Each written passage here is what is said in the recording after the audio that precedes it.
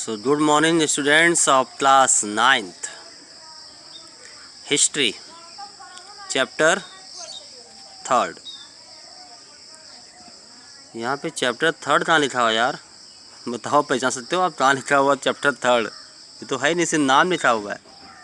कहीं नज़र आपको आ रहा? कहीं पे नज़र कहीं आया? आप दिखाई दिया? वो टेडी सी है। तो ये क्या है फिर? ये न्यू टेक्स्ट बुक में होता है। ये बार कोड है। इसको अगर आप मोबाइल पे बार कोड को क्लिक करोगे आप, तो ये सारा लेसन अपने आप मोबाइल पे आ जाएगा। ठीक है, ये नया सिस्टम अभी आया है।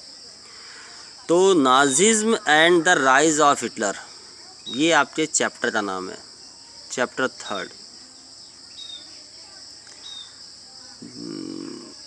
फर्स्ट चैप्टर हमने किया French revolution, second was about socialism, rising of socialism and Russian revolution, और किस तरह रशिया में रिवॉल्यूशन हुआ और वहाँ पे सोशलिज्म की स्थापना हुई, कम्युनिस्ट गवर्नमेंट वहाँ बनी।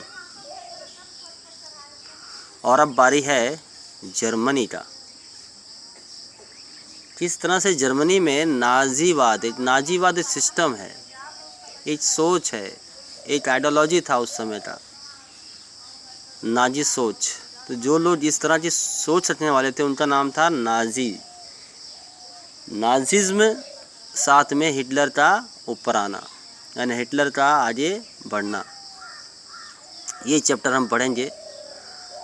इट इज पूरे टेक्स्ट बुक में सबसे ज़्यादा इंटरेस्टिंग और मज़ेदार बोल सकते हैं, इसलिए कि इसमें ऐसे ऐसे इवेंट हुए हैं कि सुन के हंसी भी आती है, गुस्सा भी आता है और बहुत दुख भी होता है।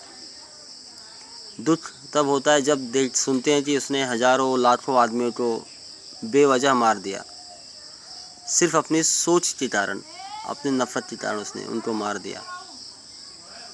सबसे बड़े शिकार उसमें बेचारे हमारे भाई यहूदी भाई हुए। उसकी नफरत कारण काफ़ी यहूदियों की जान गई, जो बिल्कुल गलत था, ऐसा होना नहीं चाहिए था। बहुत से अपाहिज उसने मार दिए। किसने मार दिए? किसी बात कर रहा हूँ मैं बात कर रहा हूँ हिटलर की। अब ये सोच बनी कैसे, किस तरह से ये सिस्टम हुआ, ऐसा क्यों हुआ, ये सब कारण हम देखेंगे हम लोग यहाँ पे। So now let us begin.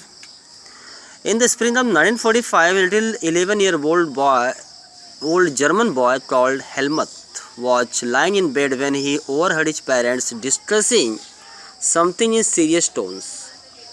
His father, a prominent physician, deliberated with his wife whether the time had come to kill the entire family or if he should commit suicide alone. His father spoke about his fear of revenge, saying, "Now the Allies will do to us what we did to the crippled Jews."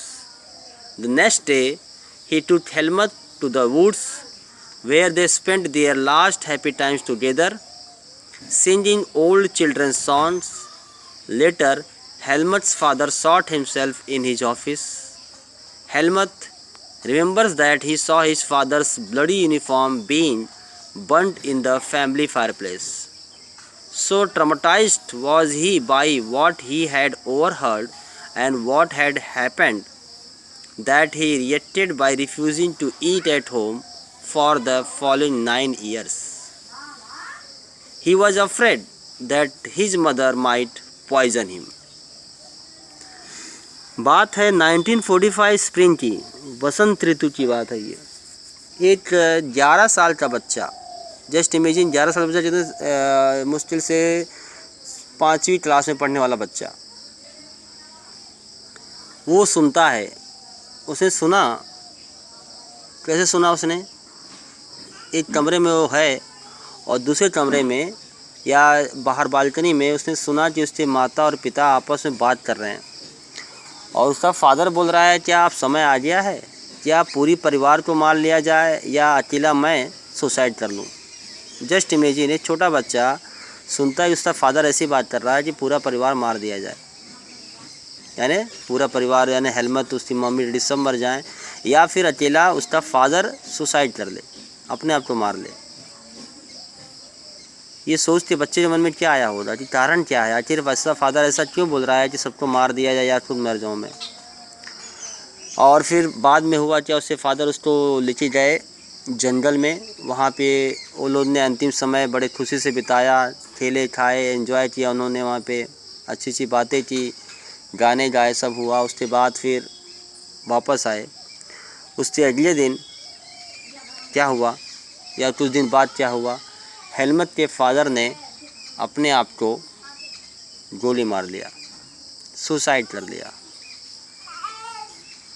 और हेलमत ने देखा कि उनका जो uniform था उसको घर में जो भट्टी होती है ना आग जलाने वाली, उसमें जला दिया गया।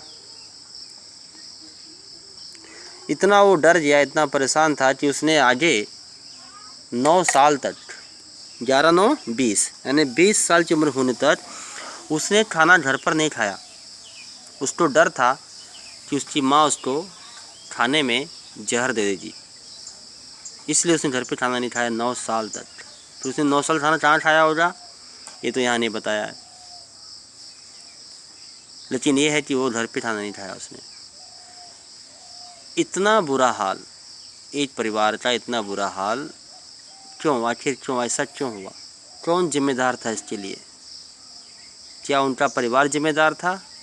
यस, आपने सुना होगा वहाँ से फादर बोल रहे थे कि वे लोग जो जीत गए हैं अब आएंगे, वे लोग हमारे साथ वैसा ही बर्ताव करेंगे जैसा बर्ताव हमने जीव और अपाहिजों के साथ किया। जो कमज़ोर थे उनके साथ हमने जैसा व्यवहार किया है वैसा व्यवहार वो लोग भी हमारे साथ करेंगे। इसका मतलब ये हुआ कि कुछ ऐसा इसके फादर ने किया था, या इसके फादर के साथ और भी जो लोग हैं सब लोगों ने ऐसा कुछ किया था जिससे कि उसको डर था कि अब हमारी बारी है और हमारे साथ भी वैसा ही व्यवहार होगा जैसा व्यवहार हमने यहूदियों के साथ और कमज़ोरों के साथ किया है। इसलिए उसने अपने आप को मार लिया। लेकिन हेलमत बचा रह गया, जो उसका बेटा था।